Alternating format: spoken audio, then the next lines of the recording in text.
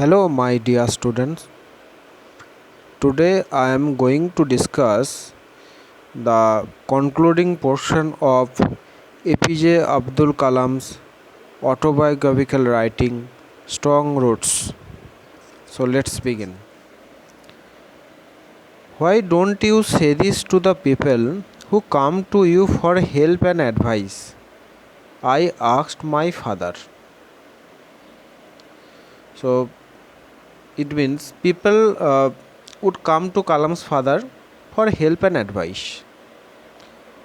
But Kalam's father would not communicate to them. He said that actually human beings are part of the divine being. So they should not be afraid of difficulties, sufferings, and problems.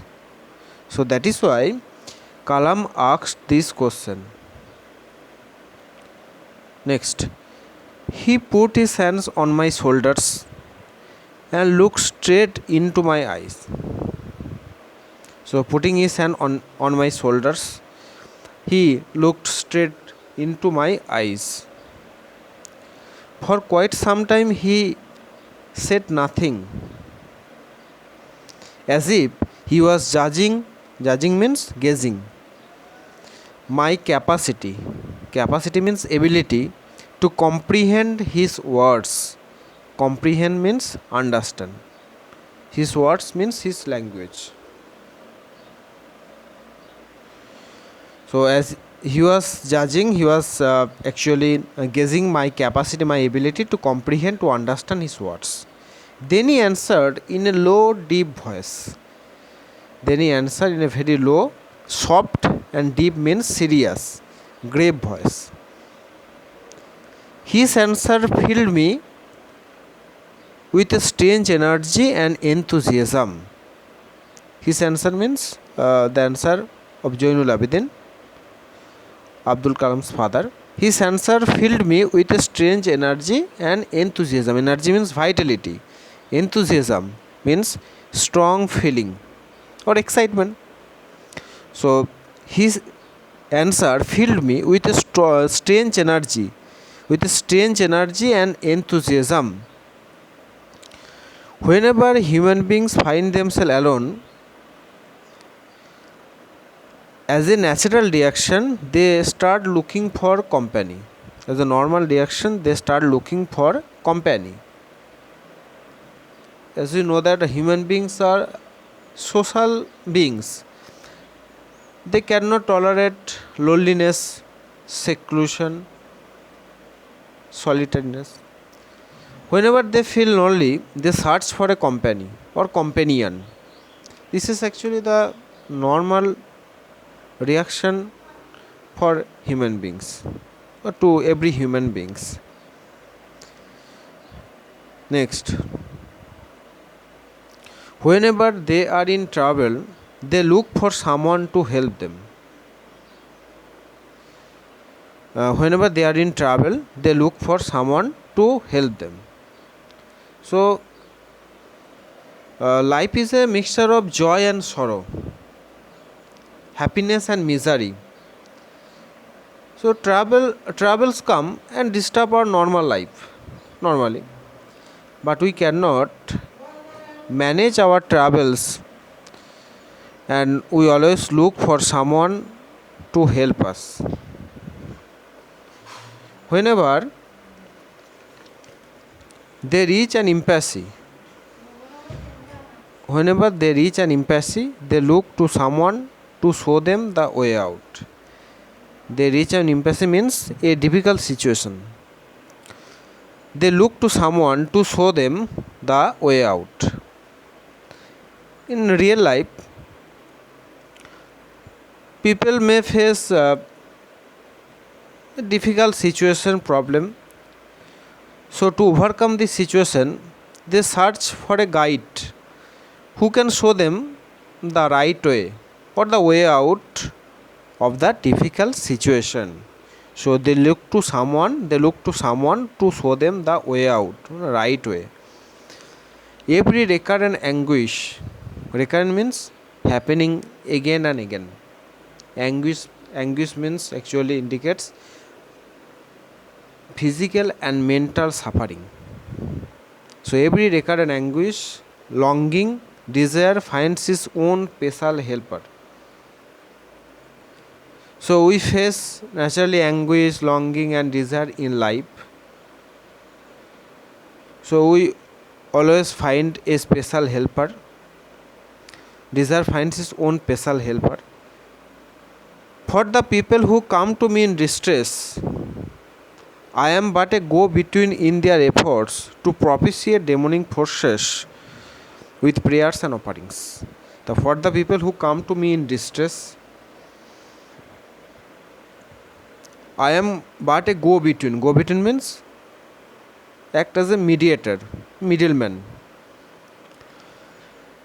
In their efforts to propitiate. Propitiate means appease.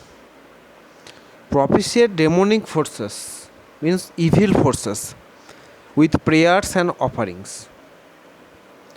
So in their efforts to propitiate, to appease demonic evil forces with prayers and offerings. Two things, prayers, first one, second one is offerings. So this is not a correct approach at all and should never be followed. So this is not a right approach or correct approach at all and should never be followed. One should never follow the this approach, this path. One must understand, the primary thing is that one must understand the difference between a fear-ridden vision of destiny and the vision that enables us to seek the enemy of fulfillment within ourselves. So destiny means fate. Here Kalam's father speaks about two kinds of destinies, two different destinies, vision of destiny. One is the fear-ridden vision of destiny. This fear makes human being surrender to some supreme power in fear of some danger or peril. This is called fear-ridden vision of destiny. And the second vision of destiny is that our own shortcomings. The second vision of destiny is that our own shortcomings. So at first we should understand the difference between the two vision of destiny. So that is why I said one must understand the difference between the fear-ridden vision of destiny and the vision that enables us to seek the enemy. To seek the enemy is very much important. To seek the enemy of fulfillment within ourselves. Next paragraph. I remember my father starting his day at 4 a.m. by reading the namaz before dawn. After the namaz, he used to walk down to a small coconut grove we owned about 4 miles from our home.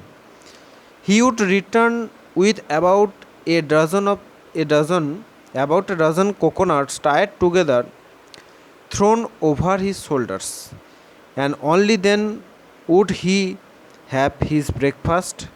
This remained his routine even when he was in his late 60s. Actually, this is the routine life of Joinul Abidin, APJ Abdul Kalam's father. Routine life. Actually, Kalam's father was a disciplined life. He maintained a routine even in his late 60s. So it is evident that he would start his day at 4 a.m. by reading namaz.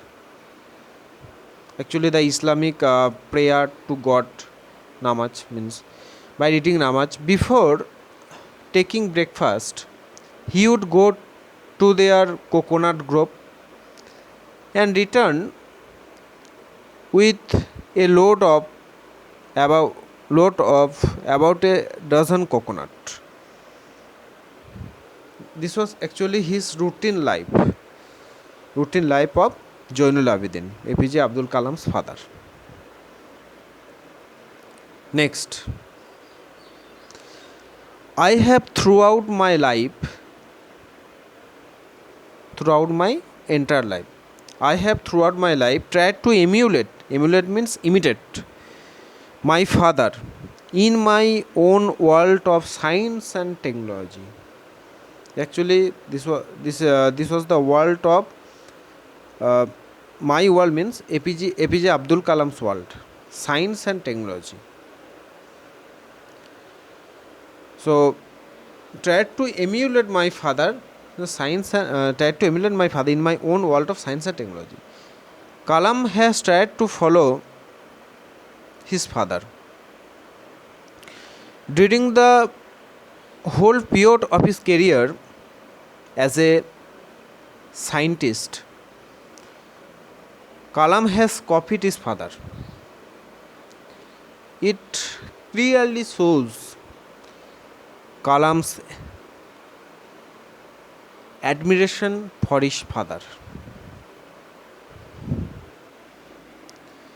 Next, I have endeavored means tried or attempt to understand the fundamental truths. The fundamental truth means basic or the primary truth. The fundamental truths, I have endeavored to understand the fundamental truths revealed to me by my father, which was revealed to me by my father, and feel convinced that there exists a divine power. Divine power means power of God, the power of the omnipotent God. Exists a divine power that can lift one up from confusion, misery, melancholy, and failure, and guide one to one's true place. Here, Dr. APJ Abdul Kalam's father showed the basic truth of life. As a result, Kalam believes that there is divine power that controls us. This divine power can lift us from confusion, misery, melancholy, and also failure.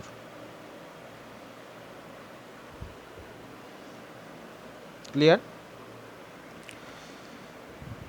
Melancholy, failure, and guide one to one's true place. And guide one to show the right way, true place. True place means right place. And once an individual severs his emotional and physical bond, his emotional and physical bond means strong bonding or connection. And once an individual severs his emotional and physical bond, he is on the road to freedom, happiness, and peace of mind.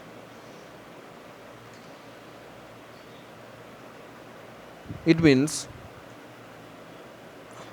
when an individual can free himself or herself from the bondage of earthly happiness, he or she can get freedom, happiness, and mental peace.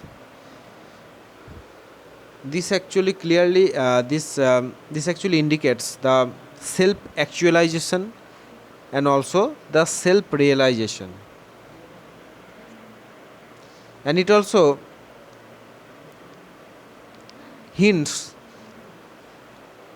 a deep attachment to the material world and feeling.